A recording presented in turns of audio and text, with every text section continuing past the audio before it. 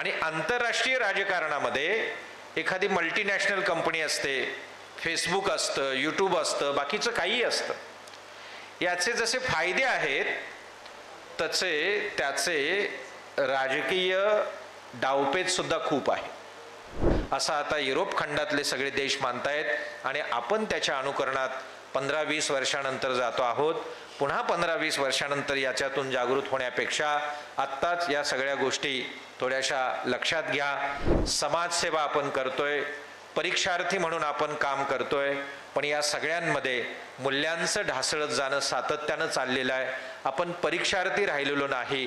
आणि म्हणून माझं या नव्या पिढीला मागच्या 20-25 वर्षात ज्यांनी जन्म घेतलेला आहे आणि पुढे साधारण मागच्या 10 वर्षात युवक म्हणून जे पुढे येत आहेत, त्यांनी आपली जी पहिली नाळ आहे ती अभ्यासाची ती बिलकुल सुटू देता कामा नये. समाज माध्यम किंवा हा जो माहितीचा स्फोट आहे याच्यात आपल्याला असं वाटतं की आपल्याला सगळं कळतं. आपल्याला जे करायचं आहे त्याचं प्रात्यक्षिक यूट्यूबवर आहे किंवा इंस्टाग्रामवर आहे. आपण सगळेजणच ब्लॉग चालवायला लागलेलो आहोत.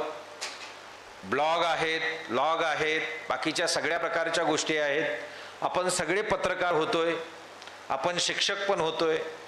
एकाच वेळी सगळ्या प्रकारच्या भूमिका आपण बजावत आहोत. आणि जे करायचं आहे मुख्य म्हणजे ज्याचं एक विशिष्ट अशा प्रकारच्या वयापर्यंत शिक्षण पूर्ण झालं पाहिजेत, एका विशिष्ट अशा वयापर्यंत आपल्याला त्याच्यातलं स्किलिंग आलं पाहिजेत. हे जर झालं नाही आणि बाकीच्याच गोष्टींमध्ये जर आपण अडकून पडलो तर कदाचित म्हणजे बाकीच्या ज्या काही होतील त्या गोष्टी होतील, पण आपण पुढच्या 10 वर्षानंतर कुठे असू, आपला रोजगार असेल, स्वयंरोजगार असेल, बाकीच्या सगळ्या प्रकारच्या गोष्टी म्हणजे आजूबाजूची व्यवस्था अशी करण्यात आलेली आहे. आणि त्याच्यात शासन किंवा याला मी दोष देत नाही, म्हणजे केंद्र शासन किंवा राज्य शासन असं मी म्हणत नाही. आता मी ज्यावेळी म्हणतोय त्यावेळी एक आंतरराष्ट्रीय राजकारण म्हणून आपण याच्याकडे बघितलं पाहिजे. आणि आंतरराष्ट्रीय राजकारणामध्ये एखादी मल्टीनॅशनल कंपनी असते, फेसबुक असतं, यूट्यूब असतं, बाकीचं काही असतं. याचे जसे फायदे आहेत तसे त्याचे राजकीय डावपेच सुद्धा खूप आहे. म्हणून आपण याच्याकडे लक्ष दिलं पाहिजेत की मला एखादी गोष्ट मिळते, मला ती गोष्ट देऊन मला अंकित करणं म्हणजे हॅबिच्युअल करणं आणि वारंवार अशा प्रकारच्या त्या सगळ्या मार्गाला म्हणजे मला त्याचं व्यसन लागेल किंवा मला त्याच्याशिवाय बिलकुल जमणार नाही अशा प्रकारची सवय ही जर मला लावण्यात येत असेल तर त्याच्या पाठीमागचं सायकॉलॉजिकल म्हणजे एखादी बघा आपल्याकडे पल्सर असते, पल्सर ज्यावेळी आली, आता पल्सर ही आता मला वाटतं तरुणांमध्ये जेन झी मध्ये त्याचं क्रेज नसेल, पण एक त्याच्या अगोदरची पिढी होती ज्याच्यामध्ये पल्सर होतं. आणि पल्सरची जाहिरात कशी होती तर पल्सर स्टँडला लावलेली आहे आणि पल्सरच्या शेजारून एक मुलगी जाते आणि पल्सर कोणी ऑपरेट करत नाही आहे. त्यावेळी त्या पल्सरचं जे हँडल असतं ते त्या मुलगी जशी जाते तसं ते तिच्याकडे वळतं आणि खाली टॅगलाईन येते डेफिनेटली मेल.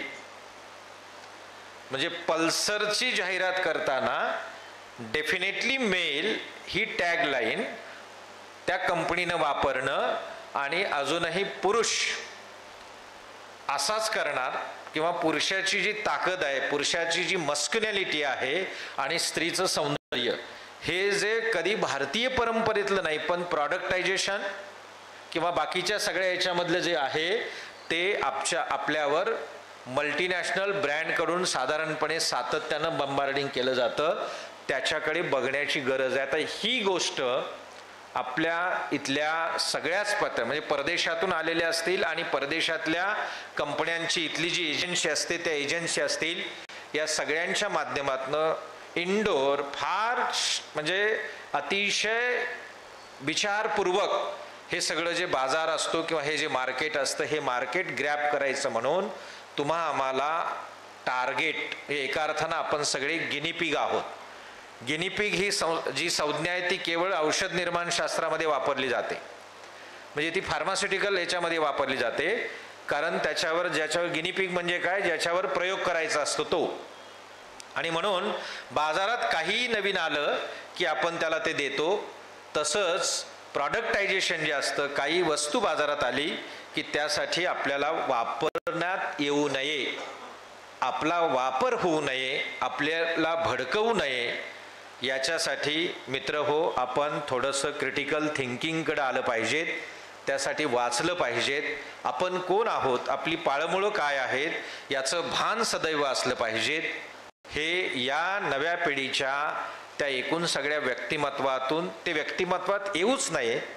त्यांच्यात नेहमी एक अशा प्रकारची हायपर सेन्सिटिव्हिटी राहावी.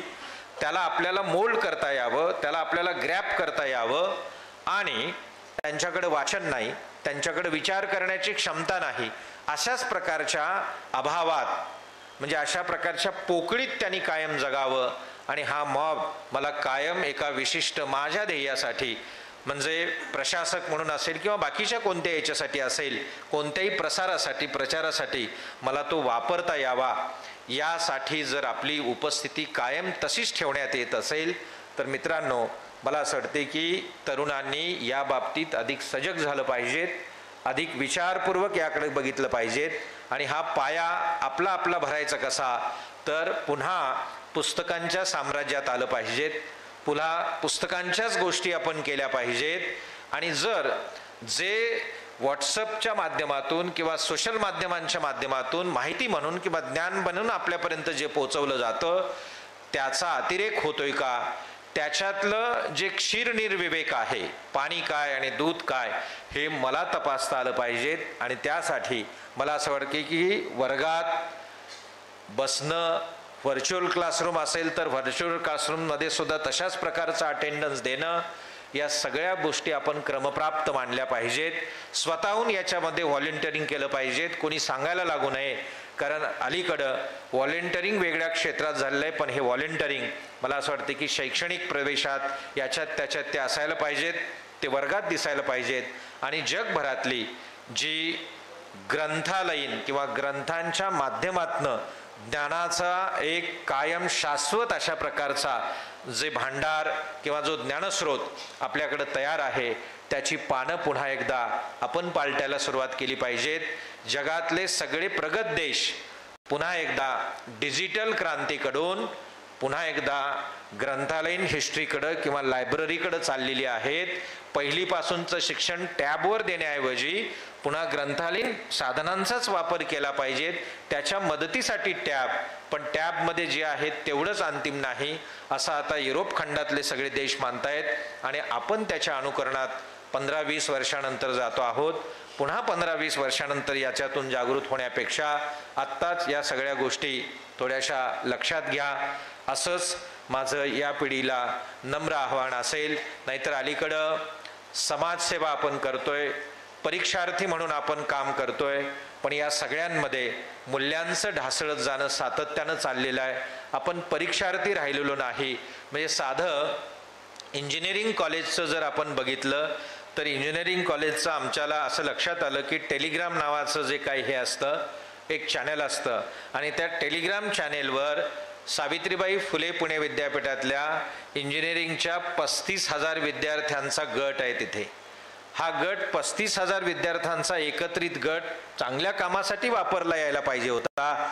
पण याच्यावर आपल्याला असं लक्षात येतं की पेपर फोडणं, बाकीच्या सगळ्या प्रकारच्या गोष्टी करणं, यासाठी ही यंत्रणा वापरली जाते आणि त्याच्यात आपले विद्यार्थी दुर्दैवानं अडकत आहेत. या सगळ्यांचं भान मला असं वाटतं की नव्या पिढीनं ठेवावं. नव्या पिढीला बोलण्याचा अधिकार आहे, नव्या पिढीला सांगण्याचा अधिकार आहे. पण त्याच्या अगोदर मला असं वाटतंय की जे मागच्या पिढ्यांनी स्वतःला कायम दुरुस्त करण्याचं आणि नेहमी अपडेट ठेवण्याचं जे काम केलेलं आहे ते व्रत सुद्धा आपण पाळायला पाहिजेत. हेच माझं एक मागणं किंवा सांगणं आपल्या या नव्या पिढीला राहील. त्याने ते थोडंसं मनावर घ्यावं असं मी नम्र आवाहन करतो आणि मला इथं बोलावलं आणि या पुरस्काराच्या निमित्तानं आपल्याशी संवाद साधू दिला त्याबद्दल मी जाधवर ग्रुप ऑफ इन्स्टिट्यूटचे मनापासून आभार व्यक्त करतो. धन्यवाद.